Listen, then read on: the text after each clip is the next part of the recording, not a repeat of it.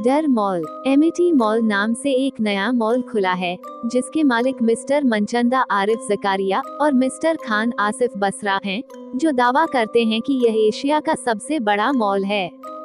Film की शुरुआत एक सुरक्षा गार्ड से होती है जो फोन पर किसी से बात कर रहा है, लेकिन वह पागल होने का दिखावा करता है।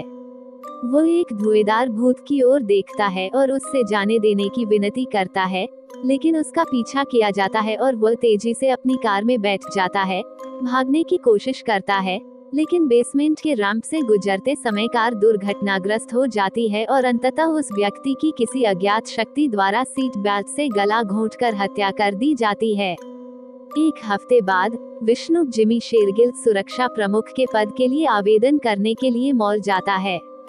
मिस्टर खान उसका इंटरव्यू लेते हैं, लेकिन मार्केटिंग डायरेक्टर टिस्का द्वारा बीच में रोक दिया जाता है, जो कहती है कि उसे कुछ महत्वपूर्ण काम करना है। मिस्टर खान अन्य लोगों मिस्टर मनचंदा, मिस्टर सैनी और टिस्का के साथ मीटिंग रूम में शामिल होते हैं, जहां टीवी पर एक समाचार रिपोर्टर सुरक्षा गार्ड की मौत पर पर्दा डालता हुआ दिखाई देता है। निर्माण श्रमिकों और मॉल के कर्मचारियों की विभिन्न मौतों के कारण मॉल को प्रेतवाधित माना जाता है और इसलिए लोग वहां काम करने से बचते हैं, लेकिन मिस्टर खान दावों के बावजूद वहां काम करने के लिए सहमत होने के बाद विष्णु को काम पर रख लेते हैं। विष्णु जल्दी से लॉकर रूम में अपनी वर्दी बदल लेता है, जहां पिछले गार्ड जो मारा गया था का लॉकर रहस्यमय तरीके से खुल जाता। वह किसी को अपने ऊपर जासूसी करते हुए पकड़ लेता है और जब उससे पूछताछ करता है तो पता चलता है कि वह एक छोटी लड़की है, जिससे वह उसके माता पिता के बारे में पूछता है, लेकिन जब वो विचलित होता है तो लड़की गायब हो जाती है। विष्णु उलझन में दिखता है, लेकिन जल्द ही वह इसे अनदेखा कर देता है और अपने सहायक राणा के साथ निगरानी कक्ष में जाता है। वो कमरे की त्वरित तलाशी लेता है और कुछ गिरा हुआ जैम पाता है जो उसे संदिग्ध लगता है। फिर वह राणा को सभी कैमरों की जांच करने के लिए भेजता है ताकि यह सुनिश्चित हो सके कि वे काम कर रहे हैं, लेकिन तहखाने में भंडारण कक्ष का दरवाजा अपने आप खुल जाता है और विष्णु के आदेश पर राणा इसकी जांच करता है, लेकिन कुछ ही देर में एक अज्ञात भूत द्वारा मारा जाता है। विष्णु को अपने वॉकी टॉकी पर कुछ रेडियो स्टैटिक मिलते हैं, जिसके कारण उसे स्टोरेज रूम में जाकर राणा की जांच करनी पड़ती है। कमरे की जांच करने पर उसे राणा तो नहीं मिलता, लेकिन हमें शेल्फ पर रखे उसके शरीर के कुछ अंग दिखाई देते हैं, जिससे यह साबित होता है कि उसे टुकड़ों में काट दिया गया था। मॉल का उद्घाटन होता है, जिसमें एक भव्य पार्टी होती है जहां मिस्टर खान और मिस्टर मनचंदा मीडिया को बताते हैं कि वे अपने बच्चों के साथ मॉल में रुकेंगे ताकि यह साबित हो सके कि मॉल में भूत नहीं है। ये तब गड़बड़ा जाता है जब लोग उसी अंधेरे व्यक्ति द्वारा मारे जाने लगते हैं, जबकि विष्णु को बेतरतीब चीजें मिलती रहती हैं, एक छोटा पुराना डिब्बा जिसमें बेतरतीब ट्रिंकेट, पैसे आदि होते हैं।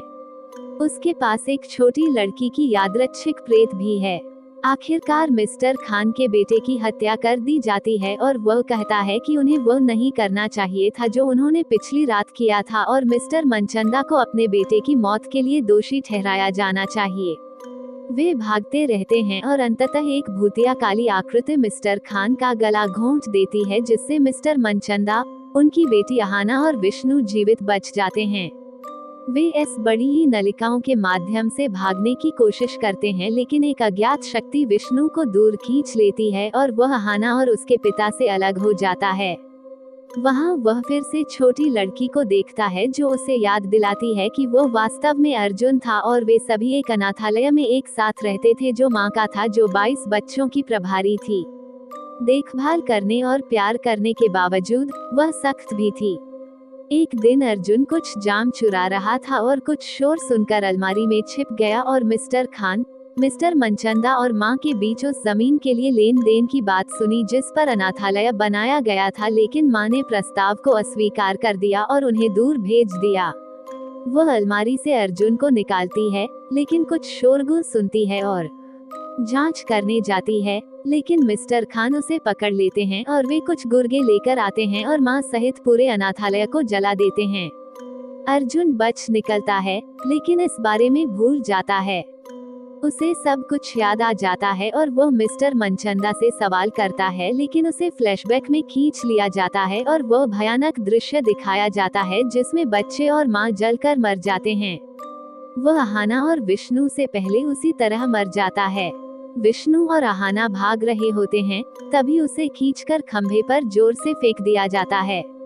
विष्णु उसकी मदद करने जाता है, लेकिन देखता है कि उसकी त्वचा में आग लग गई है। वह माँ से माफी मांगता है, लेकिन जब वह देखता है कि इससे कोई मदद नहीं मिल रही है, तो वह अहाना को गले लगाता है ताकि उसके साथ मर जाए, लेकिन उसे जलता हुआ देखकर माँ उन दोनों को छोड़ देती है और मोक्ष प्राप्त करके 21 बच्चों के साथ सफेद रोशनी में चली जाती है।